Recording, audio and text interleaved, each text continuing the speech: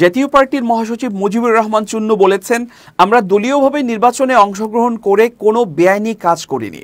যদি নৈতিকভাবে কোনো ভুল হয়ে থাকে, কোনো ভ্রান্তি হয়ে থাকে, তাহলে এই কাউন্সিলে দাঁড়িয়ে জাতীয় পার্টির পক্ষ থেকে দেশবাসীর কাছে আমরা নিঃশর্ত ক্ষমা চাই। শনিবার ইমানুয়েল পার্টি সেন্টারে জাতীয় পার্টির 10ম জাতীয় কাউন্সিলে তিনি এসব কথা বলেন।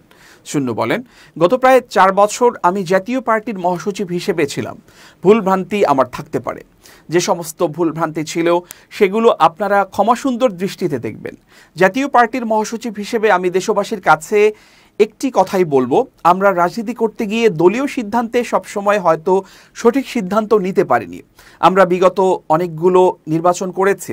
অনেক সময় অনেকে আমাদের বিভিন্নভাবে কটূক্তি করেন, বিভিন্ন দলের সহযোগী বা স্বৈরাচার সহযোগী হিসেবে আমাদের আখ্যায়িত করেন। তিনি আরও বলেন, আমি মনে করি আমরা দলীয়ভাবে নির্বাচনে অংশগ্রহণ করে কোনো বেআইনি কাজ করিনি। যদি নৈতিকভাবে কোনো ভুল হয়ে থাকে, যদি নৈতিকভাবে কোনো ভ্রান্তি হয়ে থাকে, তাহলে এই কাউন্সিলে দাঁড়িয়ে জাতীয় পার্টির পক্ষ থেকে দেশবাসীর কাছে আমরা নিঃশর্ত ক্ষমা চাই। জাতীয় পার্টির একাংশের মহাসচিব বলেন, আমরা সব রাজনৈতিক দলকে অনুরোধ করব, জাতীয় পার্টি শান্তিপূর্ণভাবে রাজনীতি করার দল। জাতীয় পার্টির একটি আধুনিক গণতন্ত্র মানা মডার্ন ডেমোক্রেটিক পার্টি। আমরা দেশের মানুষকে নিয়ে এগিয়ে যেতে চাই। সব নিয়মকানুন আইন মেনে আমরা এই কাজগুলো করব। সেই জন্য বাংলাদেশের সব রাজনৈতিক দল, সরকার সহ সবার কাছ থেকে সহযোগিতা চাই।